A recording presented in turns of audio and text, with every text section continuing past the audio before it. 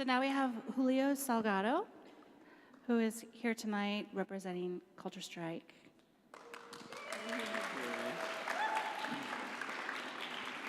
Hi, how are you? Don't be asking me hard questions. Okay. Define art. Define art. It's so good to meet you and talk to you, and I admire your work so much. And I think the first thing I wanted to ask you was about risk-taking. I get asked this question a lot of, how do you do these things? And what if there's cops and everything? And so you are taking really big risks, more than me. And so I wanted to just ask you kind of how you go about making those decisions that seem really dire, Right. I always say that, oh, I'm loud, sorry. Okay, good. So I'm assuming you're referring to me being undocumented, so getting out of papers. So it's a little bit, it's a little risky, but I think that, since people started coming out of the shadows, which is when people started, saying like, I'm undocumented and I'm unafraid, around 2009, 2010, I remember I had just graduated from college, and I had this degree that I couldn't use. And I was like, feeling sorry for myself. I was like, oh my God, I went to school for like 9.5 years. It took me a minute. When you don't have papers, it's kind of hard to get through college. But, I always say that the good thing about it is that I get out without debt because I didn't qualify for loans, but I had this degree, right? And so I had this degree, and around that time, all the students started coming out and saying, you know what, if you're going to talk about being undocumented, if you're going to talk about immigrant issues, you need to look at us, you need to see us, and see who you're talking about. And so in May of 2010, it was the first civil disobedience by undocumented students at McCain's office in Arizona. And I remember being on my Facebook feed and like looking at all these pictures, and I was like, oh my God, what the hell? They're gonna get arrested, they're gonna get deported.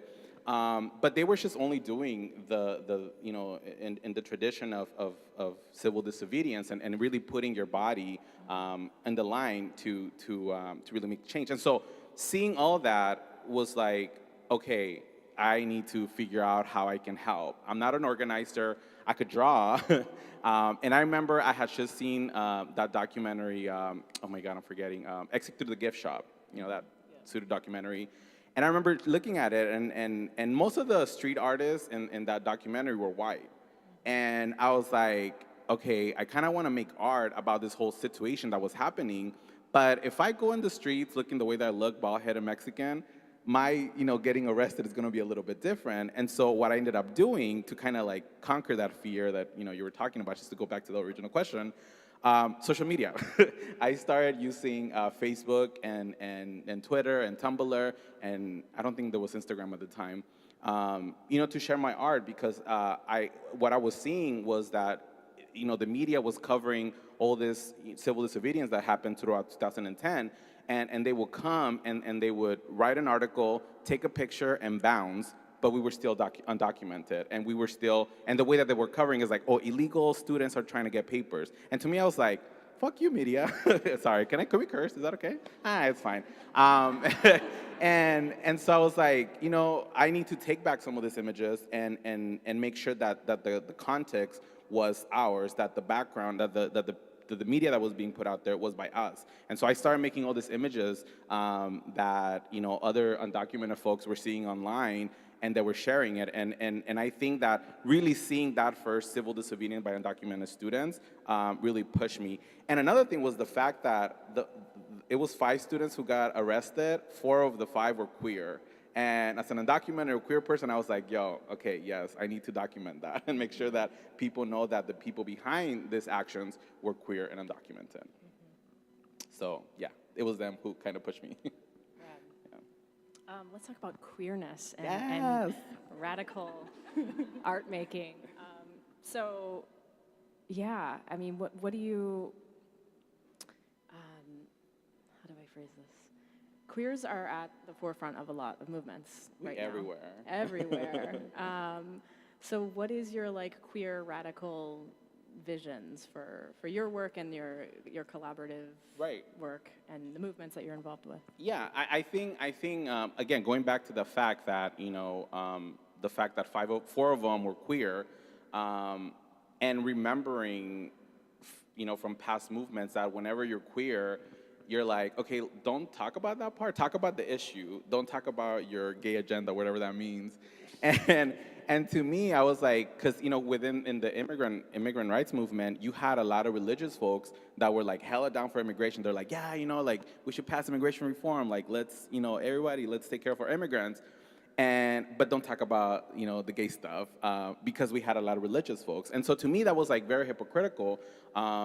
And so when folks were like coming out and they were like, we're undocumented and we're queer, I was like, yes, like they were really being, their full selves. And again, it was about document that piece. The piece that I made over there, the Homeland Security, it talks about, the different issues that, because even within the gay community, that was another part. All they wanted to talk about was gay marriage and, joining the military. And so for me, it's like, there was more that to us, as when we're in that intersectionality. I also learned the word intersectionality. The fact that, you have to talk about both issues, because they're both important. And that's just two things, right? And to me, I was like, I could not include that in my art. And it was from the folks who were organizing, they were like, you're queer. You need to talk about these things. You need to push, the fact that, we're immigrants and we're queer. And so, so it's very intentional. And it's always like kind of, that piece is about like kind of making fun, because I'm like, you could like be super, it's very sad, some of the experience that we go through. But to me, trying to find a way to kind of throw back some of the words that people throw at us, from being called a faggot, being called illegal. I was like, yeah, well, I'm an illegal faggot against borders, And so just kind of taking those those words back and throwing it back at you, it's important for me. And some people don't agree with it. Even within the migrant rights, it's like, no, you have to be more like, check your language that you're using, because we need to show America how good of an immigrant you are. And I was like, no, I'm not gonna do that, because try being perfect. That's not healthy. And so I think that art really has allowed me to be able to, push those ideals out. Life for lots of people is hard right now and seems like suffocating, for me anyway. So I wanted to ask you how you find joy and connectedness over rage.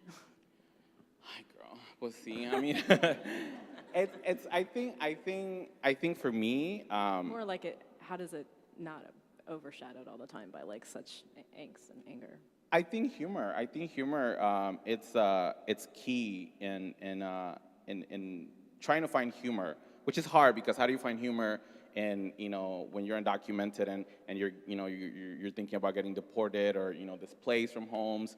I think that for me the key has been humor. And if you talk to immigrant rights folks on Facebook, like we're always like joking about certain things.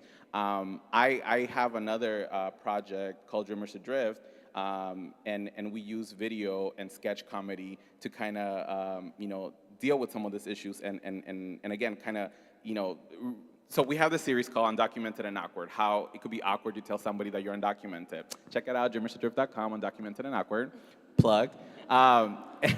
And so what we do with these videos is we sort of reenact situations that you deal when you're undocumented. One of my favorite personal ones is that I got to reenact this date that I went on with this Latino Republican guy. I know, they exist. And I played the Latino Republican guy, and the experience was like, it was hilarious, sad, and 1 minute. And 1 minute, right? Okay. And then and she's like, reenacting those moments. Again, it's all about like, this happened, but I'm gonna make fun of it. I'll make you look like a fool, and throwing it out there. And then when we start, pushing these videos, it's like, yes, we need to laugh. We need to find some type of, way to smile at the things that are tragic in our lives, because tragic. It's not cute, but it's part of it. What it is. So laugh. Yeah, that's it. Oh, yeah. Thank you.